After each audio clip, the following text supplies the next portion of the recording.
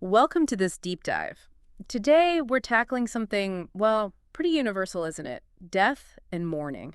Absolutely. And we're looking at how different cultures handle it, really exploring the variations. Exactly. We've got a couple of really interesting sources lined up. The goal here is to maybe give you some fresh perspectives on grief, remembrance, maybe even the funeral industry. Yeah, so our first source, it's a qualitative study. It's called Untold Experiences from the Perspectives of Women Mortuary Science Students. A qualitative study. Okay. And it gives us a window into, what women experience entering this field in the U.S., which has typically been, well, mostly men. Right, a male-dominated field. Exactly. And what's interesting is these women, the professionals in the study, they actually seem to want more open, more honest talk about death. Which actually ties in perfectly with our second source. It does. That's an episode from the Women Who Travel podcast. Yeah. Features Caitlin Dowdy. Ah, Caitlin Dowdy, yeah.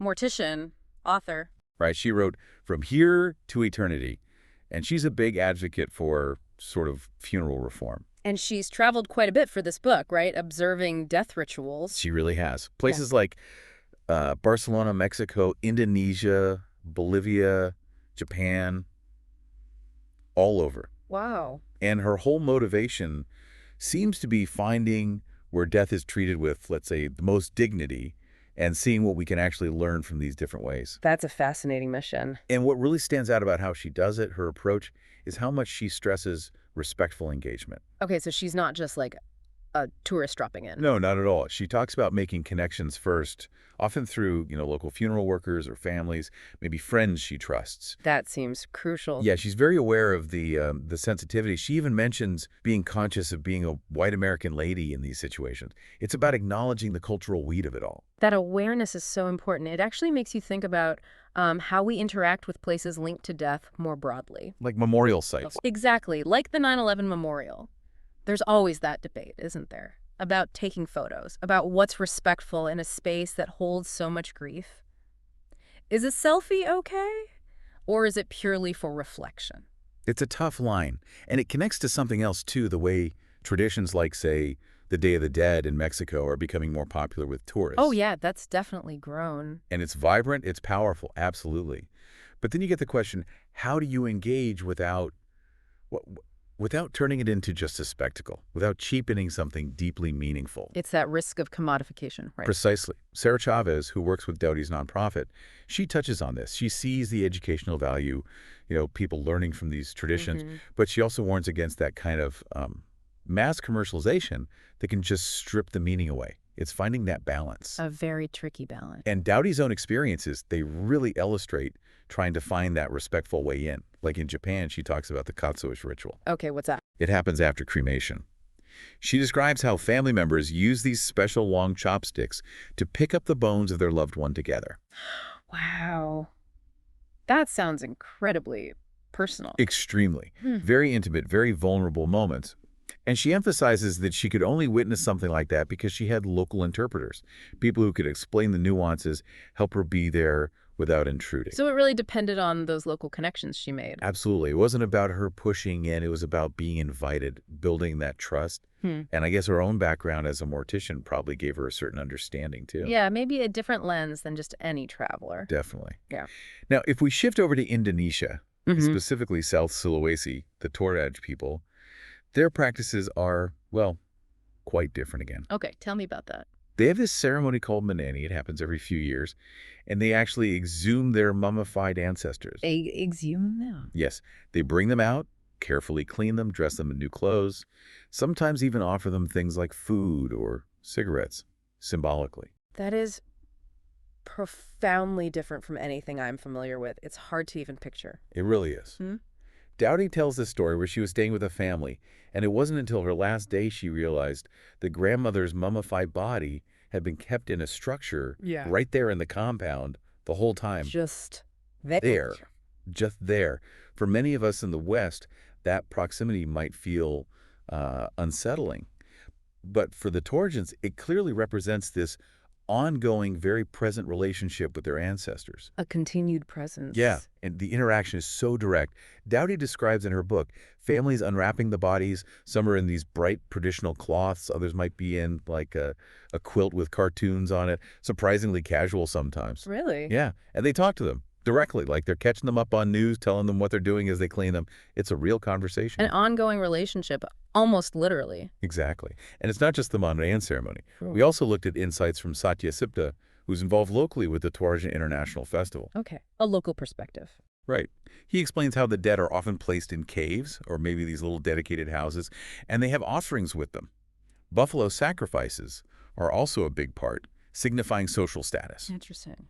And there's even this belief that shamans can call the spirits of the dead, and that the deceased can actually walk during certain ritual times, though interacting with them then is apparently taboo. Wow. So this connection is woven very deeply into their worldview. Very deeply. This physical closeness, this direct interaction. It's fascinating. And Satyasipta mentioned how tourism has increased there since the 2000s, mostly Europeans. They even have guides in different languages now. So it is becoming more known. Yes, but he describes the feeling there as like pure energy, very raw, a real connection to ancestors, and how it gives you a new perspective on life, on these ancient human ways. That sense of connection of maybe the past not being quite so far away, it resonates, even if the specifics are different. It really does. And actually, that reminds me, we had a listener story sent in, Tara McClellan McAndrew. Oh, yeah. What was her story? She wrote about a trip to Ireland, to a place called Renville House. It's supposed to be haunted by the poet W.B. Yeats. Yeats. Okay. Interesting connection. Yeah. She described getting there on this really stormy night, and there's this sign saying, stress-free zone. She found pretty funny given the circumstances. Huh. Yeah, the irony. But the really interesting part was they specifically asked for the room Yeats supposedly haunted. And her husband, who she says is a total skeptic, Uh-huh. even he felt really uneasy in that room, like a definite feeling of presence, something not quite right. Wow. Even the skeptic felt it. Yeah. And Tara sort of mused about how maybe in Ireland there's a bit more cultural openness to that kind of thing, the paranormal, compared to the U.S. Interesting thought. She also mentioned all the ruins you see everywhere in Ireland, these constant reminders of the past. She felt it contributes to this sense of, like, a thin veil between now and then. That definitely echoes the Torajan connection, doesn't it? Yeah. Just expressed very differently through history, maybe folklore, ghosts. Exactly. A different kind of ancestral presence, perhaps. So let's shift back to Caitlin Doughty for a moment. What actually led her down this path? Because it's not exactly a common career choice. No, it isn't. She's talked about something that happened when she was a kid in Hawaii.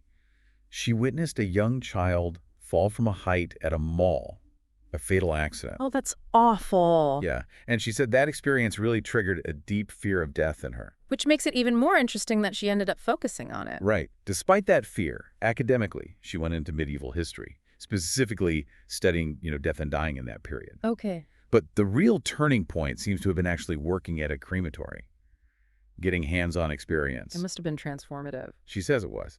That's when she really saw the day-to-day of the modern funeral industry and started to feel like, well, something wasn't quite right. She saw problems. What kind of problems? Well, a big part of her critique is that she feels the industry has kind of distanced us, the general public, from death itself, made it seem like something only professionals can handle. Right, created a barrier almost. Yeah, and often an expensive barrier, too.